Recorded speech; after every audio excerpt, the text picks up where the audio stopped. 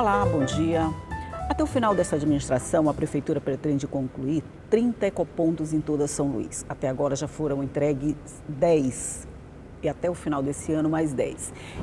Além disso, outras medidas para reciclagem de lixo e de todo esse material que é jogado na rua também está sendo trabalhado. E é sobre essas propostas que nós vamos conversar no programa de hoje. E quem veio conversar comigo sobre tudo isso foi a Carolina Estrela, que é presidente do Comitê Gestor de Limpeza Urbana de São Luís. Bom dia, Carolina. Bom dia. Seja muito bem-vinda. Muito obrigada, agradeço o convite. Pois é, a gente já tem desde abril de 2016, essa política de construção de ecopontos, né? Até agora, na sua opinião, como é que tem se comportado a população com relação a essas novidades que a gente não tinha, com certeza? Sim, em 2016 nós começamos o programa de instalação dos ecopontos em São Luís. Isso tudo partiu quando em 2015 houve o fechamento do aterro da Ribeira. E aí se iniciou uma verdadeira implantação da política profissional da gestão dos resíduos em São Luís.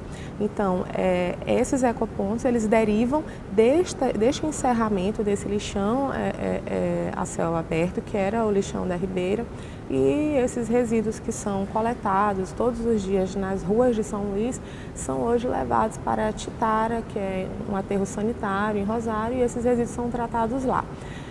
A partir desse momento era necessário que se tomassem várias medidas e os ecopontos fazem parte deste entendimento.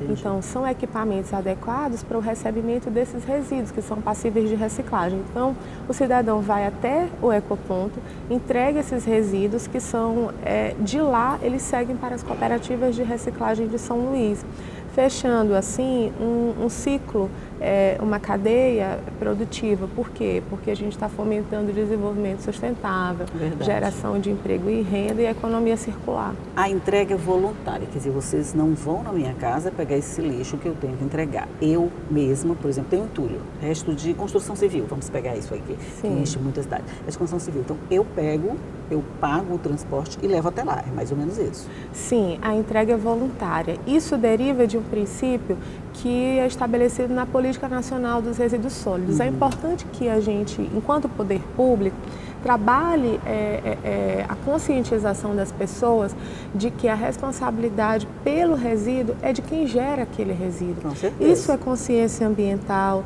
isso é educação ambiental. É claro que esse entendimento, ele ainda existe baseado em entendimentos pretéritos, quando antes era entendido que o poder público deveria ir e fazer essa coleta. Mas esse entendimento vem realmente avançando. Gestão de resíduos sólidos no mundo é um desafio urbano e a gente precisa realmente criar políticas públicas fortificadas, segmentadas e planejadas para vencer esse grande desafio. E a população? A população se acostumou, eu digo a população, todos nós, claro, né? Se acostumou a pegar todo esse lixo que sobra na nossa casa, inclusive um sofá velho, uma TV velha, um vaso sanitário velho, e jogá-la num determinado ponto do bairro, que acaba servindo como um escoadouro desse lixo todo. A gente se acostuma a fazer isso. Com a novidade dos ecopontos, as pessoas de alguma forma elas já estão conseguindo assimilar que aquilo é um local de descarte voluntário e que a gente precisa fazer a nossa parte? Sim, é perceptível essa mudança. Para você ter uma ideia, até hoje, com 9 ecopontos em funcionamento, ontem foi entregue o 10º ecoponto, nós já tiramos, já coletamos mais de 12 mil toneladas de resíduo, né? Atendemos, com a abertura deste 10º ecoponto, nós vamos atender em torno de 350 mil pessoas diretamente. Com a entrega do ecoponto do bairro do Anil, 40 mil pessoas é o atendimento que se prevê. Então a gente percebe sim que já existem modificações, já existem mudanças de percepções. Essa não é uma tarefa fácil, é absolutamente desafiador, mas é necessário que a gente faça esse trabalho, que o poder público, que a prefeitura faça esse trabalho. Essa tem sido uma determinação do prefeito Edivaldo. A determinação no sentido de dizer que cada um pode ser o revolucionário de si mesmo, começar a mudança por si mesmo. A mudança, ela precisa ser calcada numa decisão única, né? Porque é claro que precisa essa decisão, mas assim, as pessoas já se acostumaram. Quer dizer, a receptividade, até agora que vocês percebem de todo esse trabalho, tem sido boa da população? Sim, a receptividade é boa, mas nós precisamos avançar, estamos avançando muito mais em campanhas educativas. A propósito disso, lançamos um personagem que é o Cidadão Limpeza, que é um cidadão que preconiza, animado que preconiza várias dicas de limpeza e várias dicas de comportamento adequado, ambientalmente adequado. Paralelo a isso, já está aprovada uma legislação de limpeza urbana em São Luís, onde existem várias modificações de pensamento, de posturas que são adequadas, né? E de multas também, porque, aliás, a intenção Tem educação, mas tem punição também, Tem né? educação, mas tem punição. E a intenção da legislação não é punir, mas é exatamente convencer de que aquela é a postura adequada do cidadão.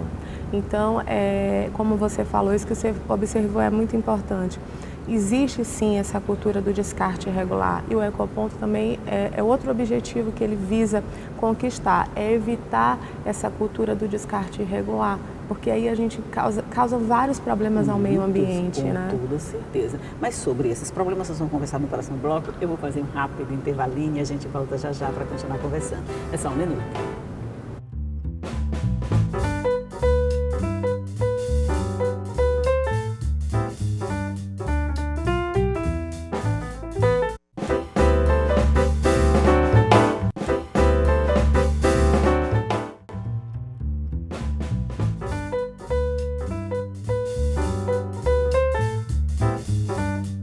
De volta para mais um bloco de conversa aqui sobre os ecopontos que estão sendo instalados em São Luís. A gente já tem 10 pontos instalados desse tipo. A escolha dos locais para instalação desses ecopontos, Carolina, de alguma forma eles obedecem a algum critério? Sim, eles obedecem, essas áreas elas são mapeadas por nós, pela nossa equipe, a partir de quê? A partir do encontro de áreas degradadas, né, e áreas que costumeiramente eram utilizadas para descarte irregular. Então a ideia é exatamente que a gente promova a modificação do espaço urbano. Né?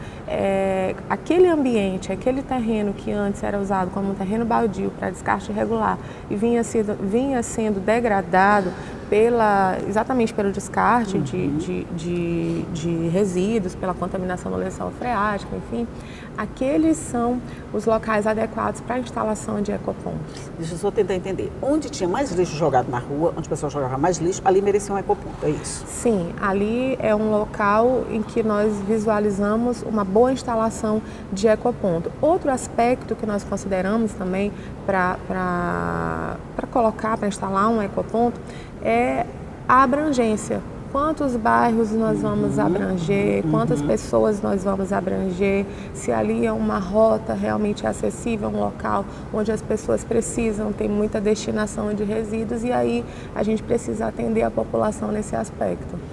Só assim, por curiosidade minha, não estou querendo ser do contra. Tem alguma situação em que o ecoponto está bem aqui? Quer dizer, o depósito do lixo está bem aqui, a pessoa chega e coloca do lado ou não? A gente já está conscientizado de saber, ali é um local oficial de descarte. A gente não pode botar do lado porque não tem ninguém para pegar a nossa sacola e botar dentro. Ainda existem casos como esses. Nós buscamos combater esses casos, até por isso também o advento dessa legislação de limpeza urbana, onde existem punições, existem multas para quem adota esse tipo de comportamento, porque esse tipo de comportamento não é o comportamento urbano, não é o comportamento adequado e não é o comportamento legal.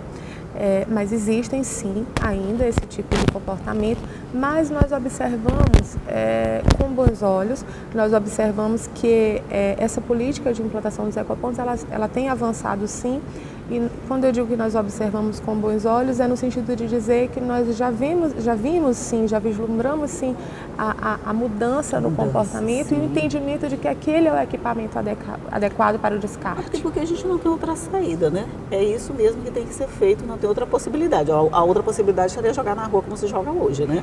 Eu costumo dizer uma frase, inclusive quando a gente faz palestras, principalmente para crianças e tal, a gente tem que pensar com números, não tem como a gente pensar se a gente não pensar nos números. No Brasil, são gerados em torno de 80 milhões de toneladas por ano.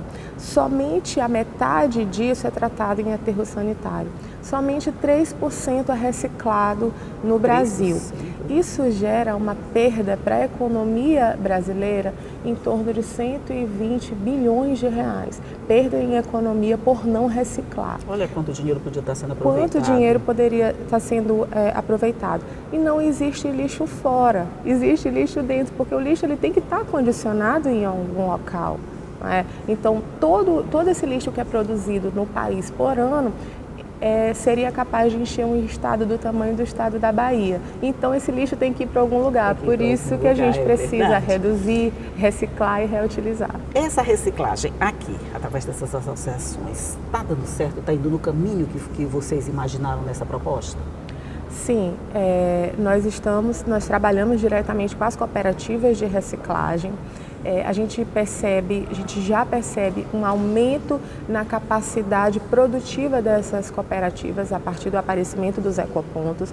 É bem verdade que precisa avançar muito mais e, a despeito disso, o prefeito Edivaldo ontem anunciou a construção de 2 galpões de triagem, que é uma importante conquista para a política da gestão dos resíduos sólidos em São Luís. Esses galpões serão entregues às cooperativas de reciclagem exatamente para que elas tenham mais condição de trabalho, mais evolução no seu trabalho e mais crescimento. Isso é fomento ao desenvolvimento sustentável, economia solidária e geração de emprego e renda. Você já tem uma visualização desse resultado, desse processo, através do pessoal que está trabalhando nessa reciclagem? Que tipo de resposta eles estão tendo de um trabalho como esse? Sim, por exemplo, a construção desses galpões é exatamente uma resposta a esse trabalho, porque hoje eles já carecem de espaço físico. As cooperativas de reciclagem hoje em São Luís estão abarrotadas, elas estão cheias de resíduo, elas precisam de um espaço mais adequado para que elas possam ter uma condição maior de recebimento. Entendi. E a nossa intenção é realmente fomentar esse mercado da reciclagem, esse mercado da reutilização. Nós promovemos palestras nas escolas, estamos com um projeto em parceria com a Associação de Moradores, uma associação de moradores de uma área que tem bastante condomínios, que é a área da Ponta da Areia, e que nós vamos fazer o recolhimento de resíduos passíveis de reciclagem, de coleta seletiva, exatamente para que a gente possa, aos poucos, ir junto com a população, junto com a comunidade, junto com as associações, com as igrejas e, de fato, avançando nessa política de reciclagem. São muitas as associações que estão trabalhando já nesse processo de reciclagem, Carolina? Em São Luís, nós temos 3 cooperativas regulamentadas. Mas existem muitos grupos que já trabalham nesse sentido e a gente faz esse cadastro no Comitê Gestor de Limpeza Urbana e faz esse acompanhamento, porque a intenção de acordo com a Política Nacional dos Resíduos Sólidos, de fato que exista cada vez mais pessoas trabalhando no setor e para que essas pessoas trabalhem no setor, é preciso que esse mercado esteja fortificado.